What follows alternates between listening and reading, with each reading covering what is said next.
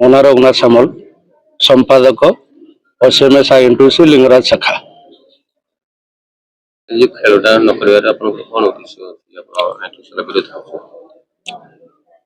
आमे एमसीएल स्तर रे हमर एसएमएस आईएनटीयूसी ऑपरेटिंग करूछि।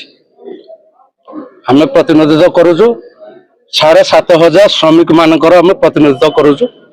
तार सुख दुख सब हम छेड़ा होइछु।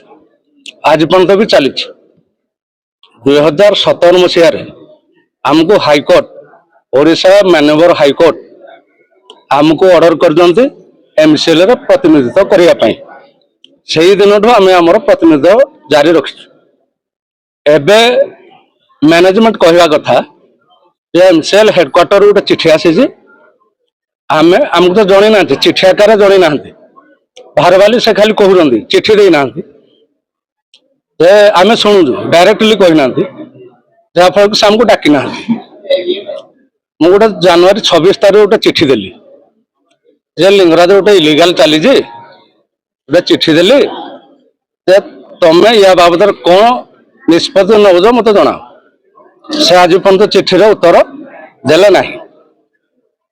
तृतीय कथा जदि मैनेजमेंट तुमको बंद कर एमसीएल हेडक्वार्टर मैनेजमेंट आज संपादक हिसाब से तुम मत जनवा कथा। आज पर्यंत से मत कौन रिटन स्टेटमेंट देना। जदि रिटन स्टेटमेंट तुम देना हाँ ताल मु एलिजिबल अच्छी यही सभार बसापी जहाँफल से मत जाणिक डाकी ना। आज जो अप्रीतिकर परिस्थिति सृष्टि से लिंगराज मैनेजमेंट संपूर्ण रूपे दायी कारण से मत कौन प्रकार इनफर्मेशन देना। मु बारंबार कही से दिन गोटे से बाहर वाली जस्टिस डाकिले विदाउट चिठी विदाउट लेटर चिठी डाकिले मीटिंग डाकिले मु गला से मीटिंग सारिक पलि आसिले मुझे जनरल मैनेजर सार प्रोजेक्ट अफिसर सार ऑल एचआर किली सार दीप्ति मैडम समस्त को रिक्वेस्ट करी मैडम आप खेल बंद करंतु ना डेफर करंतु।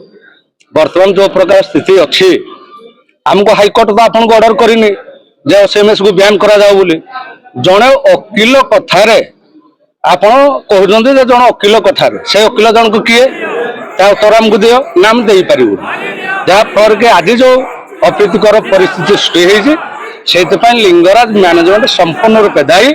आम न्याय अच्छु आम सत्पथर अच्छु आम शांतिपूर्ण भाव यार प्रतिवाद करुछु।